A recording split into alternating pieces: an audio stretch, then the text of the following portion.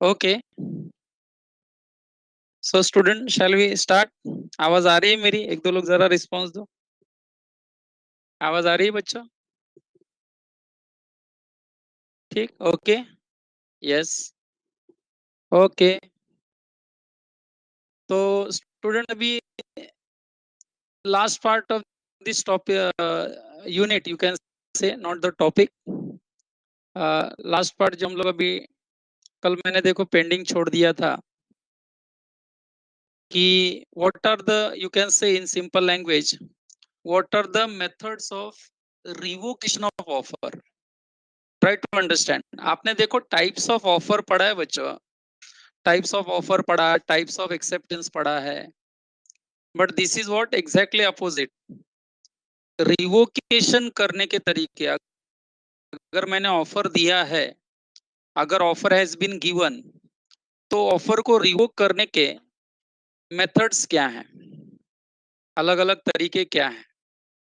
Okay, quite simple discussion, not so tough. So you can see on your screen, बरोबर है। Normally क्या होता है कि if I want to revoke my offer, चलो मैंने मेरा ऑफर दिया आपको and I want to revoke my offer, I want to cancel my offer, I want to take back my offer. तो बिफोर योर एक्सेप्टेंस, आपके acceptance करने से पहले I have to communicate my revocation of offer to you. For example मैंने letter भेजा आपको and now I want to cancel my offer, तो I may send telegram on immediate basis so that my telegram reaches before my offer letter. Okay, तो इससे क्या हो जाता है, मैंने मेरा ऑफर का जो रिवोकेशन किया ना बच्चों, उसको मैं आपको कम्युनिकेट किया। I have communicated my revocation of offer. Okay, फिर आपको पता चल गया कि आपने, गिरीश सर ने ऑफर दिया था एंड अब उन्होंने ऑफर कैंसिल कर दिया, because I have literally communicated my communication revocation of offer, okay, through telegram. I hope you got this point. Okay, now बच्चों, apart from last lecture's discussion was कि what are the other methods of revocation of offer otherwise than by communication. When I use the word otherwise than by communication, that itself indicates what, कि मैंने offer दिया था, फिर मैंने मेरे offer का जो कैंसलेशन किया उसको भी मैंने कम्युनिकेट कर दिया, and hence there is no contract between us. But other than this, there are other methods also, जहां पे लॉ विल अज्यूम, जहां law will assume that revocation of offer has taken place. Our main discussion is what are the methods or modes of revocation of offer apart from that normal discussion what we have discussed yesterday. Correct, कि अगर आप अपना revocation भी देते हो offer का, तो that has to be communicated. इसके अलावा भी और भी तरीके हैं, तो उसमें let us discuss one by one. I think this is very easy discussion, you will get it immediately. Modes of revocation of offer, first by notice of revocation. By notice of revocation, what do you mean by this by notice of revocation? मैंने आपको offer दिया and before you accepted my offer, आप मेरा offer accept करें उसके पहले उसी offer को कैंसलेशन करने का मैंने नोटिस दे दिया।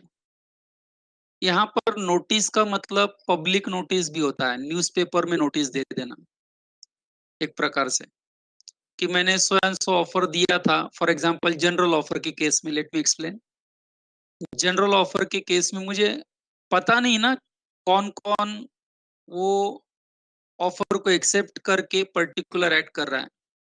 सो जनरल ऑफर को मुझे अगर कैंसिल करना है तो I have to give a public notice of revocation. So by giving a notice of revocation, okay, हम बोल सकते हैं just by issuing a notice of revocation, we can say that our offer has been revoked. Just by giving notice of revocation. Okay, notice देना मतलब एक तरह से सामने वाले को ये बता देना कि देखो मैंने ऑफर दिया था, बट अभी मैं आपको क्लियर कट बताना चाहता हूँ कि मेरा ऑफर मैं कैंसिल कर रहा हूँ. ओके, बट ये सारी चीजें बच्चों, दैट इज लॉजिक नाउ, ये सारी चीजें तभी पॉसिबल हैं जब तक आपने मेरा ऑफर एक्सेप्ट नहीं किया है. Once you accept my offer, there is no question of any revocation ना. So first point is very simple. Methods of revocation में सबसे पहले by just giving a notice of revocation that I want to revoke my offer. I am now no more interested in giving this offer or to carry this contract. That is the first point. Second point, I think headlines पढ़ते ही clear हो जाएगा आपको. By lapse of time. एक बार आपका offer में दिया गया time खत्म हो गया तो ये अंडरस्टूड हो गया कि दैट ऑफर अब लैप्स हो चुका है. अब उसके लिए मुझे कोई स्पेशल कम्युनिकेशन करने की जरूरत नहीं है ना आपको. जब मैंने कहा था कि my offer is open till 6 PM, तो आफ्टर 6 पीएम आकर एक्सेप्टेंस देने का कोई मतलब नहीं रहता ना, है कि नहीं.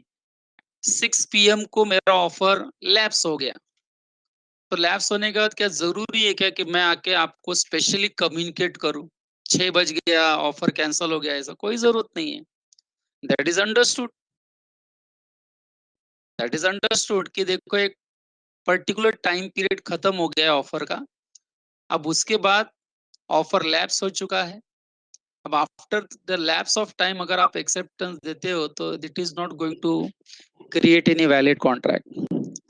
Okay student, so by lapse of time, इसमें एक बहुत ही इंपॉर्टेंट एग्जांपल है शेयर से रिलेटेड. पुराना एग्जांपल है, बरोबर है, बट वो रीड करते हैं हम लोग क्या लिखा है देखो. So what is the first method we have discussed? By notice of revocation. By issuing a notice of revocation, you can cancel your offer. Second, by lapse of time. Okay. The time for acceptance can lapse if the acceptance is not given within specified time and where no time is specified within reasonable time. कोई बोलेगा कि sir आपने offer देते समय कोई time specifically नहीं बताया था, तो इसका मतलब आप मेरा ऑफर 10 साल के बाद एक्सेप्ट करो, ऐसा थोड़ी है. चलो मैंने मेरा ऑफर देते समय अगर कोई टाइम पीरियड नहीं दिया है तो आपका भी तो कोई फर्ज बनता है ना कि मैं अपना acceptance with in reasonable time दूं. अब रीजनेबल टाइम वापस क्वेश्चन मार्क आएगा, पहले भी बताया हुआ है सर रीजनेबल टाइम का मतलब कितना, तो वो मैं आंसर दे नहीं सकता आपको. तो we have already discussed all this things. अगर मैंने ऑफर के साथ आपको कोई टाइम दिया है, that offer must be accepted within that time period. क्योंकि आपको मालूम है कि I may put some conditions while giving offer. Offer can be conditional, acceptance can not be conditional. ये सारी चीजें हम डिस्कस कर चुके हैं. तो कोई डाउट पूछेगा कि सर टाइम नहीं बताया था आपने ऑफर में, तो भी आपने acceptance with in reasonable time देना जरूरी है, बरोबर है. आप कभी भी आएंगे साल 2 साल बाद एंड कहेंगे I I want to accept the offer, तो ये चलेगा नहीं. This is for the reason that proposer should not be made to wait indefinitely. देखो क्लियर कट लिखा है. इसका मतलब ये थोड़ी होता है कि ऑफरर आपको ऑफर देकर जिंदगी भर रुका रहेगा, आप हाँ बोलेंगे कभी, ऐसा थोड़ी चलता है. लॉ ये सब एंटरटेन नहीं करेगा. इट वॉज हेल्ड इन, एक केस में आया था, देखो जजमेंट क्या था. हेल्ड मतलब जजमेंट, आपको पता ही है बच्चों. इट वॉज हेल्ड इन, क्या नाम है देखो, Ramsgate Victoria Hotel Company versus Montefiore. Okay, जो भी नाम है. That person who applied for shares in June. बच्चों आई थिंक शेयर्स का नॉलेज तो आपको थोड़ा है ही, कि कंपनी जब आईपीओ इनिशियल पब्लिक ऑफर देती है तो बहुत सारे लोग उसमें शेयर्स के लिए अप्लाई करते हैं. याद करो prospectus, that is invitation to offer, and on the basis of prospectus when you apply for the shares you are giving an offer. Allotment हो गया शेयर्स का तो ऑफर इज एक्सेप्टेड, अलॉटमेंट नहीं हुआ तो ऑफर इज रिजेक्टेड। ये सारी चीजें आपको ऑलरेडी पता है। अब मैं उसके डिटेलिंग में नहीं जाता हूँ बच्चों, क्योंकि ऑलरेडी मैं डिस्कस कर चुका हूँ। That person who applied for shares in the month of जून, बच्चों जरा ध्यान में रखो ये मंथ, पर्सन ने जून मंथ में अप्लाई किया था शेयर्स के लिए, जून मंथ में अप्लाई किया था शेयर्स के लिए, तो इसका मतलब ये हो गया कि 15 डेज या ज्यादा 30 डेज या I think as per rule 45 days के अंदर कंपनी या तो आपको शेयर्स अलॉट कर दे या तो आपका एप्लीकेशन रिजेक्ट कर दे।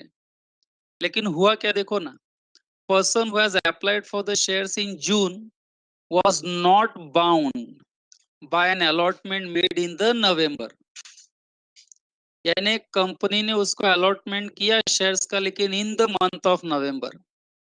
देखो ना वो पर्सन ने कब अप्लाई किया था बच्चों, जून मंथ में, एंड उसको अलॉटमेंट नवंबर में दे रहा है। सो टाइम पीरियड काफी लंबा है यहाँ पर।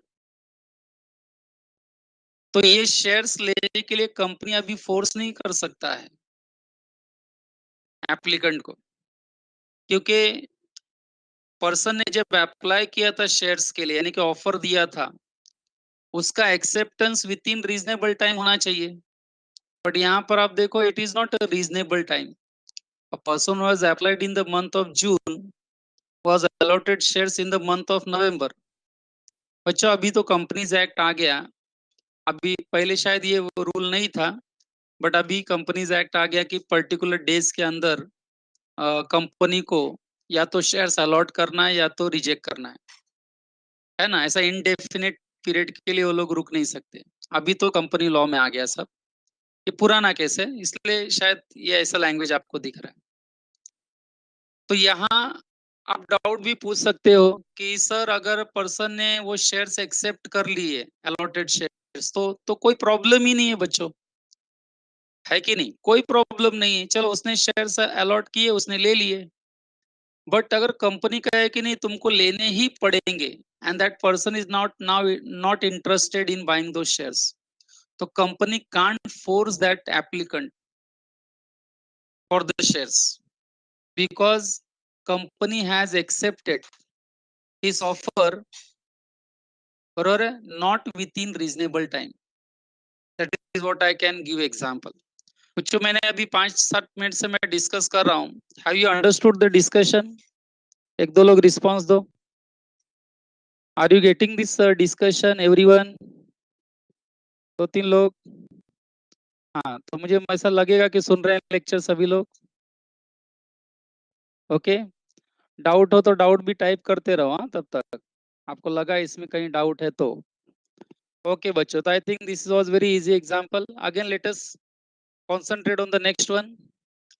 क्या लिखा है देखो, this decision was followed, again the same decision was followed in another case also, India Cooperative Navigation and Trading Company Limited versus Padamsee Premji. Okay, case study का नाम है बच्चों। इसमें भी शायद ऐसे कुछ रूल इन्होंने फॉलो किया लैप्स ऑफ टाइम का। क्या लिखा है देखो, however these decisions, I think case study नहीं दिया है, सिर्फ बोला है कि ये same thing was followed in another case also. Okay बच्चों, कोर्ट में ऐसे ही नॉर्मली जजमेंट दिया जाता है कि कहीं पुराने केस में कोई अगर जजमेंट पास हुआ है तो एडवोकेट उसी जजमेंट को आर्ग्यू करते हुए अपने केस को भी सॉल्व करते हैं। बराबर है, बोलेंगे देखो 20 साल पहले ये केस हुआ था, उसमें आपने ऐसा जजमेंट दिया था, आज भी वैसा ही केस है तो वी वांट सेम जजमेंट, तो कोर्ट फिर सेम जजमेंट देता है। ओके अगर फैक्ट्स नॉर्मली सेम रहे तो। However, these decisions now will have no relevance in the context of allotment of shares, since Companies Act 2030 has several provisions specifying covering these issues. What I said immediate, अभी थोड़ी देर पहले मैंने आपको बताया कि ये पुराना केस है जहाँ पे shares were applied in the month of June and allotted in the month of November. आज के डेट में ऐसा नहीं होता है बच्चों।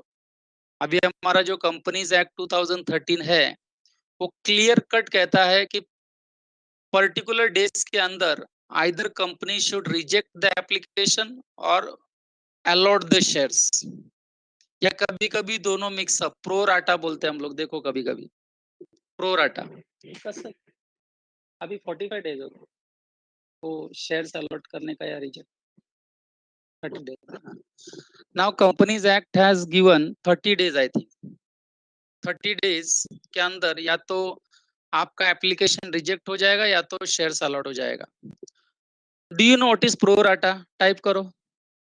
कंपनी कभी कभी प्रो राटा बेसिस पे जाती है। मैं नॉलेज टेस्ट नहीं कर रहा हूँ, ऐसे ही जानना चाहता हूँ, कुछ आइडिया है आपको? Pro rata basis, what is that pro rata? नहीं, यस सर से नहीं चलेगा, आई वांट आंसर।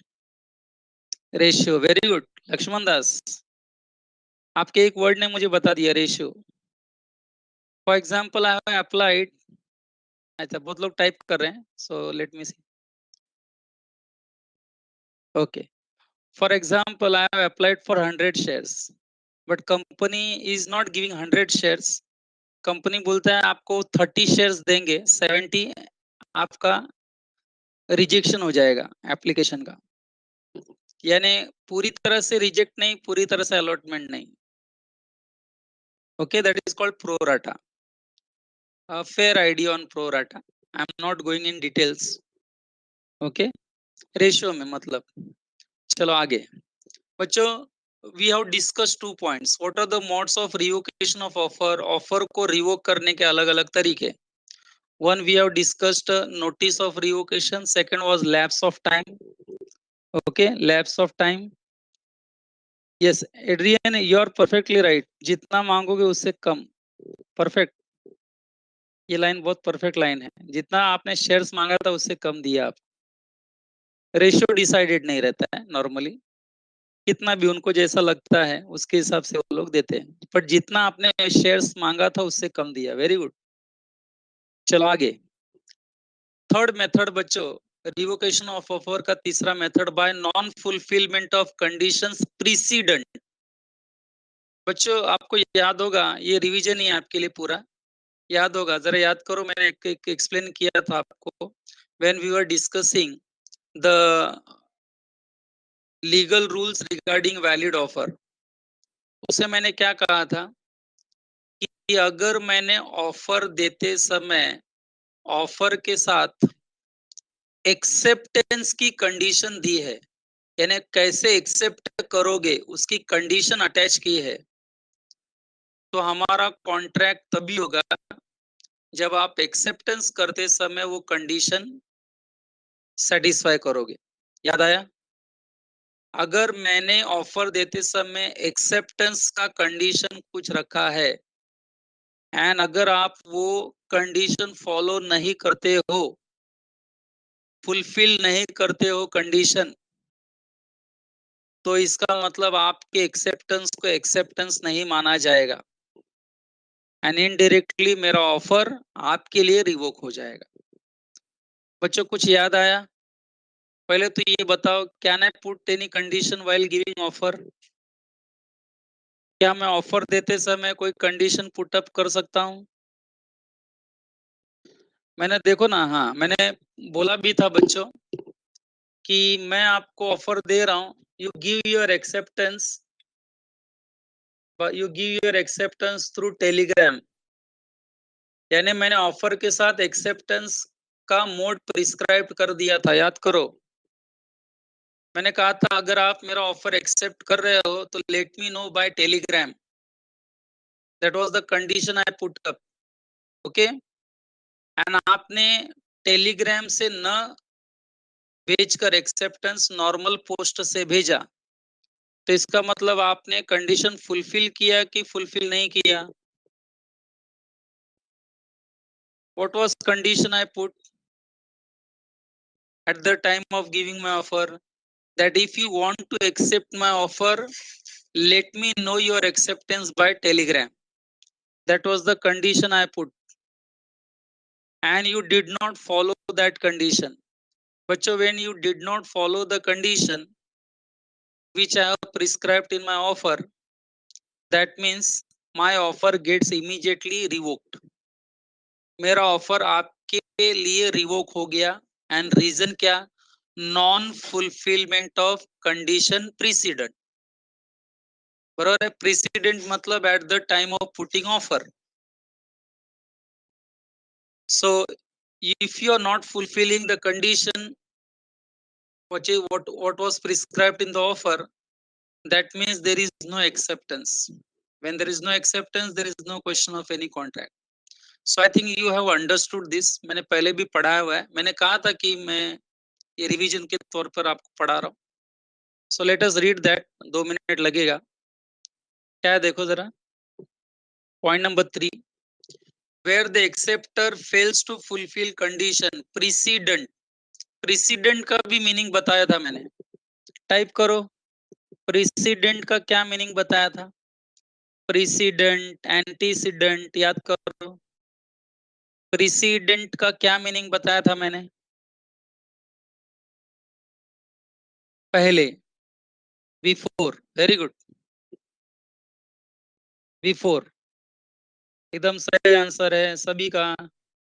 जितने लोगों ने टाइप किया ऑलमोस्ट सभी का आंसर करेक्ट है बच्चों, वेरी गुड। ये वर्ड हमने डिस्कस किया था, है ना, 1-2 बार, मुझे याद है मैंने डिस्कस किया था। तो बच्चों यहाँ पर where the acceptor fails to fulfill condition, where the acceptor fails to fulfill condition precedent to acceptance, the proposal gets revoked। proposal means offer, offer gets revoked। बहुत ही सिंपल है। This principle is laid down in section 6 of the act।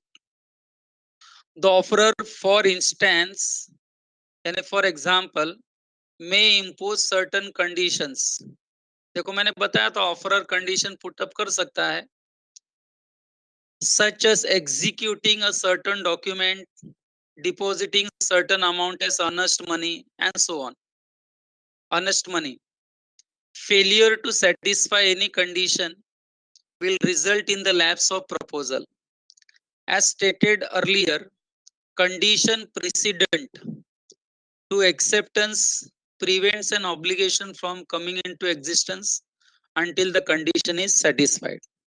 यानी ये line जो आपको अभी मैंने पढ़ा, 2 line, वो क्लियर कट कह रहा है कि आपके एक्सेप्टेंस से पहले आप इतना इंश्योर कर लो कि ऑफर के साथ जो कंडीशन है वो आपने फुलफिल करनी है।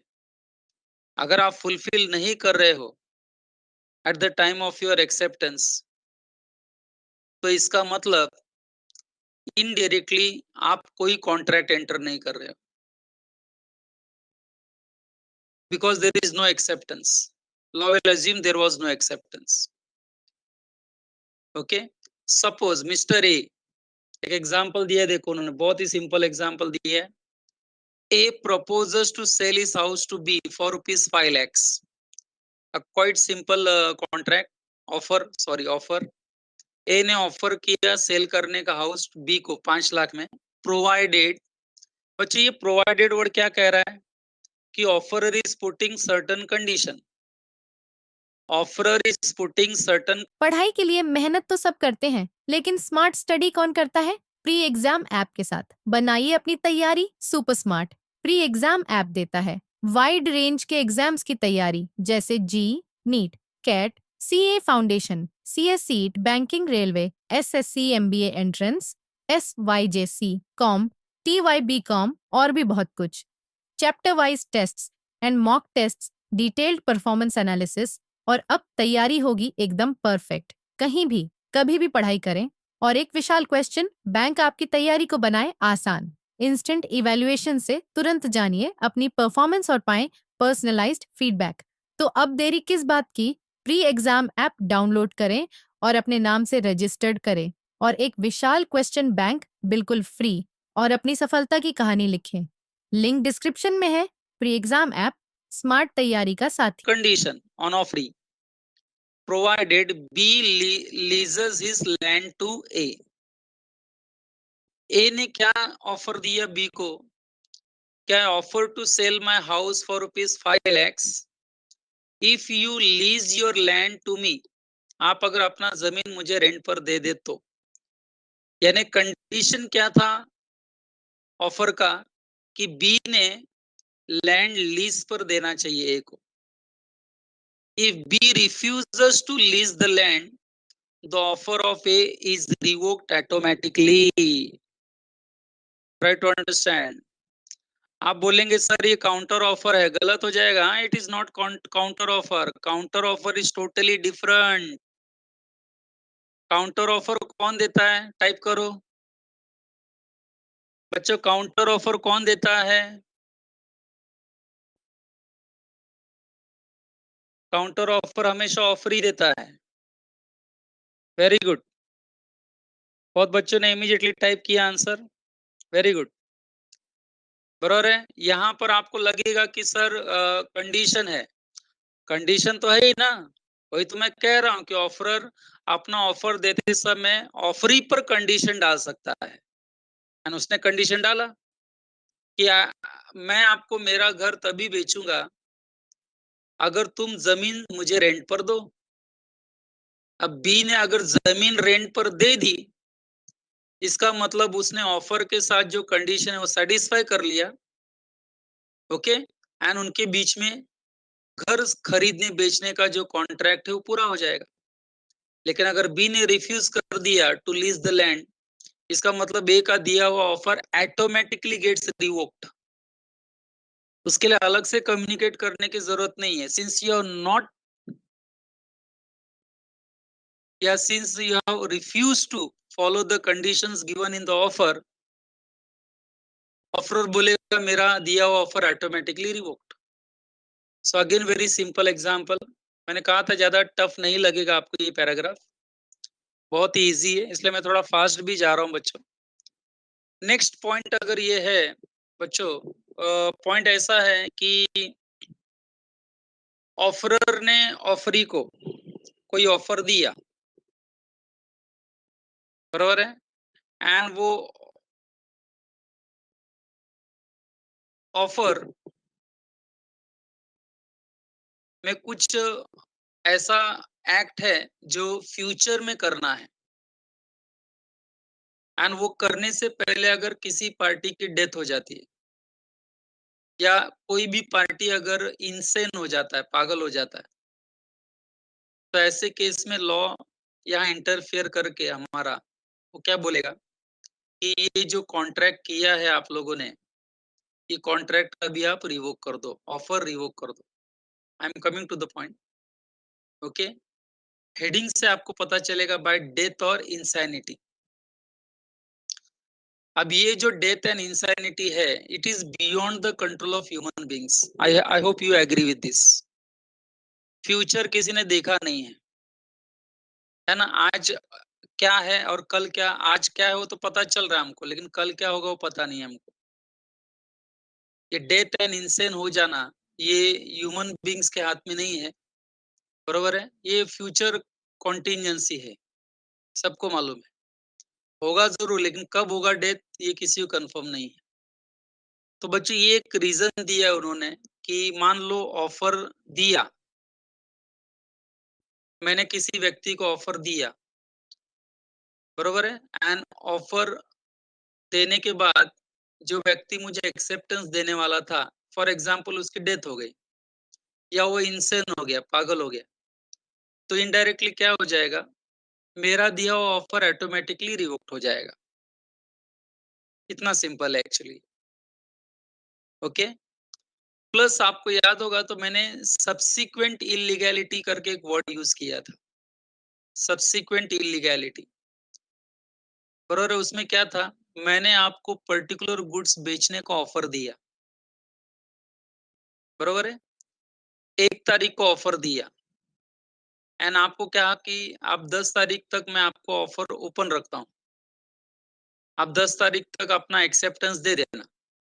यानी 10 दिन मैंने टाइम दिया आपको, बरोबर है. अब आप भी सोच रहे हैं उसको एक्सेप्टेंस देने का, लेकिन हुआ क्या, जिस गुड्स का या प्रोडक्ट का मैंने आपको ऑफर दिया था, उसे हमारी गवर्नमेंट ने बैंड कर दिया.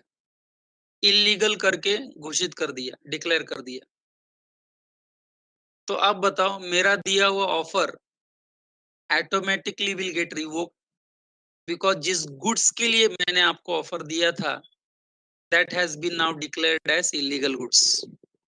ओके बच्चे, यहाँ डाउट आ सकता है आप लोगों को, थोड़ा कंफ्यूजन क्रिएट हो सकता है, बट अगर आप वो एग्जाम्पल सुन रहे हो मेरा, तो जब मैं रीड करूंगा तो बहुत सिंपल लगेगा आपको, देखना। And as far as counter offer is concern, बरोबर है, वो सब अभी एक साथ मैं 4 पॉइंट्स पढ़ने वाला हूँ। ओके मैं एक एक नहीं पढ़ रहा हूँ, अभी चारों एक साथ पढ़ने वाला हूँ। So let us discuss one by one. Point number 4, point number 4 में the only point is death और इंसैनिटी। इंसेन, पागल हो जाना, है ना, पर्सन ऑफ अनसाउंड माइंड हो जाना। कभी कभी क्या है, शेयर मार्केट क्रैश हो जाता है तो कोई ना कोई दिमाग से फिर पागल हो जाता है, उसको शॉक लग जाता है, या घर का उसका कोई एकदम व्यक्ति की डेथ हो जाए तो वो फिर शॉक्ड हो जाता है, इंसेन हो जाएगा। तो देर आर डिफरेंट मेथड्स, है कि नहीं। अब इसमें इंसेन का मतलब, इसमें इडियट, मैड पर्सन, कुछ ही बोलो, lunatics, everyone is covered. So death और इंसैनिटी ऑफ प्रपोजर, यहाँ तो प्रपोजर की बात हो रही है, ऑफरर की बात हो रही है कि ऑफर देने वाले की अगर डेथ हो जाए या ऑफर देने वाला अगर पागल हो जाए। ओके यानी यहाँ ऑफरर के एंगल से इन्होंने पॉइंट डिस्कस किया है। डेथ और insanity of the proposer, proposer मतलब बच्चों offeror, would result in automatic revocation of the proposal, but only if the fact of death or insanity comes to the knowledge of the acceptor. But only if the fact of death or insanity comes to the knowledge of the acceptor. Knowledge of the acceptor. बच्चों this line is very important. इसका क्या मतलब हुआ मैं आपको अभी बता रहा हूँ, कि मान लो कि मिस्टर ए, इन्होंने मिस्टर बी को, 1 तारीख को इनका कॉन्ट्रैक्ट हो रहा है, मिस्टर ए ने बी को 1 तारीख को ऑफर दिया कि I would like to sell my particular goods at rupees so and so, but उसकी गुड्स की डिलीवरी मैं आपको 30 तारीख को दूंगा। बी ने उस ऑफर को एक्सेप्ट कर लिया। बच्चों देखो मैं क्या वर्ड यूज कर रहा हूँ, एक्सेप्ट कर लिया, यानी कॉन्ट्रैक्ट हो गया। कॉन्ट्रैक्ट हो जाने के बाद अगर ऑफरर की डेथ हो जाती है या ऑफरर इंसेन हो जाता है, तो हम क्या कॉन्ट्रैक्ट को वॉइड बोलेंगे क्या? ये मेरा अलग से प्रश्न है, आपको आंसर दो। क्या हम कॉन्ट्रैक्ट को वॉइड बोलेंगे कि ये कॉन्ट्रैक्ट अभी भी वैलिड है? नहीं, वॉइड वैलिड, ये आंसर दो।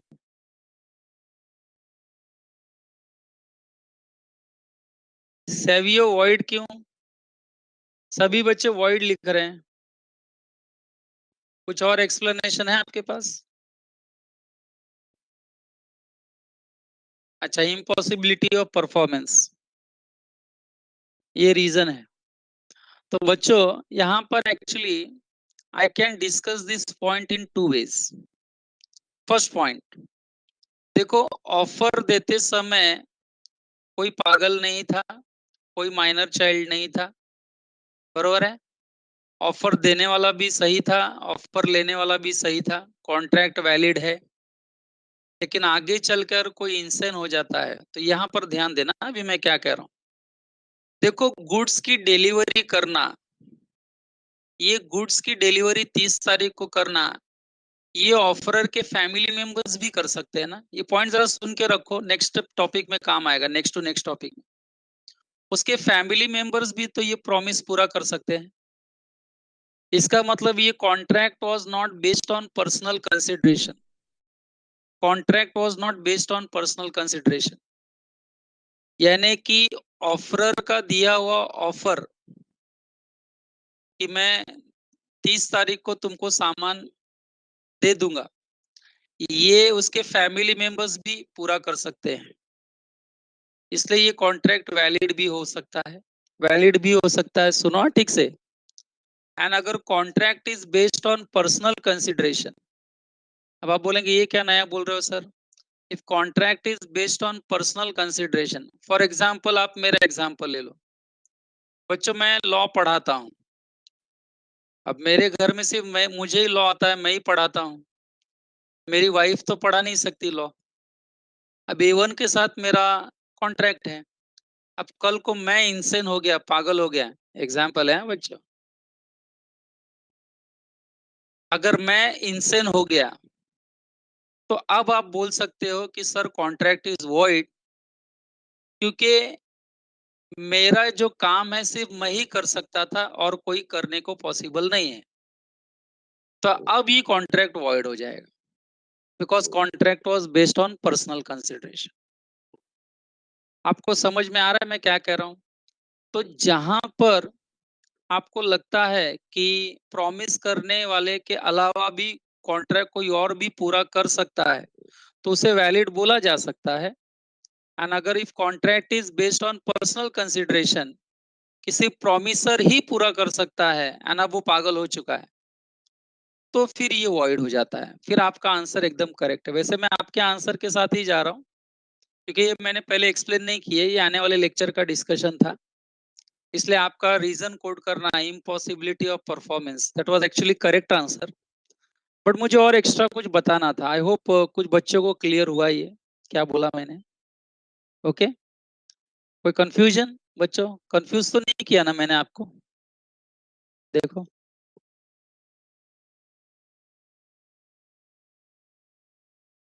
कंफ्यूजन नहीं हुआ ना, आई होप कंफ्यूजन नहीं हुआ है। ये क्या है, मैं आने वाले लेक्चर का थोड़ा आइडिया आपको पहले ही दे दिया, बस और कुछ नहीं बच्चों। ठीक है, एक मिनट है बच्चों, विकास सर कुछ स्क्रीन ये हो गया,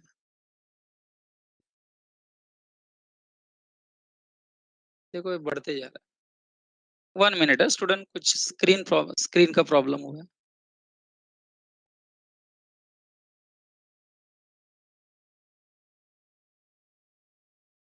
किसने? मैंने? अच्छा ओके स्टूडेंट, मेरी आवाज आ रही है बच्चों? थोड़ा टेक्निकल इश्यू था। आवाज आ रही है बच्चों? हाँ ओके ओके, ओम हाँ ठीक है। तो बच्चों I think point number 4 I think it's very simple. Okay लेकिन पॉइंट नंबर 4 में एक बात है, देखो जरा क्या बताना चाहता हूँ। But only if the fact of death और insanity comes to the knowledge of the acceptor, that means ये ऑफरी के एंगल से बोला है कि ऑफरी जब अपना ये ऑफर एक्सेप्ट करने जाता है या एक्सेप्ट करने के पोजीशन में है, एंड एक्सेप्ट करने से पहले अगर उसको पता है कि ऑफर देने वाले की डेथ हो गई या इंसेन हो गया है, तो that will be treated as what, offer is automatically revoked. Okay यानी एक और भी एंगल यहाँ निकलता है, ट्राई टू अंडरस्टैंड। है कि नहीं? एक्सेप्टर को अगर नॉलेज में नहीं है कि ऑफर देने वाले की डेथ हो गई है या ऑफर देने वाले की इंसेन हो गया है, एंड उस इग्नोरेंस में, यानी कि उसको नॉलेज नहीं है उसके बारे में कि उसकी डेथ हो गई, अगर उसने एक्सेप्ट कर लेता है, तो ये कॉन्ट्रैक्ट वैलिड भी हो सकता है बच्चों। कॉन्ट्रैक्ट हो सकता है, ये पहली बात तो हो सकता है, एंड ये वैलिड कॉन्ट्रैक्ट भी हो सकता है if it is not based on personal consideration. Okay extra जो मैं बोल रहा हूँ, जो अभी टेक्स्ट बुक में नहीं दिख रहा है आपके, जरा उसको प्रॉपरली हैंडल करो। पॉइंट नंबर 5 बच्चों, पढ़ाने की जरूरत नहीं है, याद करो। Counter offer, counter offer is nothing but rejection of original offer, याद आया? काउंटर ऑफर का मतलब क्या पढ़ाया था? Rejection of original offer. तो कोई काउंटर ऑफर देता है, इसका मतलब कोई ऑफरी आपको काउंटर ऑफर देता है, इसका मतलब आपका ऑफर उसने इनडायरेक्टली रिजेक्ट कर दिया, यानी आपका ऑफर ऑटोमेटिकली गेट्स रिवोक्ड। यानी ऑफर रिवोकेशन के अलग अलग मेथड्स हम पढ़ रहे हैं कि कौन से सिनारियो में, केसेस में we can assume that our offer is revoked. Okay discussion is very simple, tough बिल्कुल नहीं लगेगा। पॉइंट नंबर 6 ये भी आपको पता है, पढ़ो क्या लिखा है। By the non acceptance of the offer according to the prescribed और यूजुअल मोड। बराबर है। मैंने ऑफर के साथ आपको एक्सेप्टेंस करने का एक मोड प्रिस्क्राइब किया था कि आप मेरा जब ऑफर एक्सेप्ट करो तो इस मोड में एक्सेप्ट करो। मैं आपको एक एग्जांपल दे रहा हूं बच्चों। एग्जांपल में अच्छा ओके विकास सर 4 बच्चों का नो साउंड करके सभी बच्चों का ऑलमोस्ट नो साउंड करके मैसेज आ रहा है। मेरे लेक्चर में होता है कि- हाँ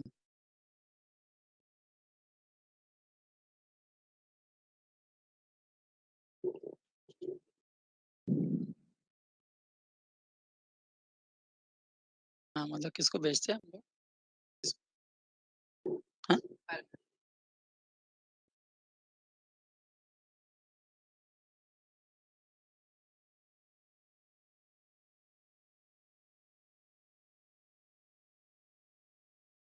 हेलो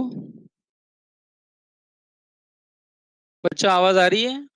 पढ़ाई के लिए मेहनत तो सब करते हैं, लेकिन स्मार्ट स्टडी कौन करता है? प्री एग्जाम ऐप के साथ बनाइए अपनी तैयारी super smart. Pre exam app देता है वाइड रेंज के एग्जाम्स की तैयारी, जैसे JEE, NEET, CAT, CA foundation, CS CET, banking, railway, SSC, MBA entrance, SYJC, com, TYBCom और भी बहुत कुछ।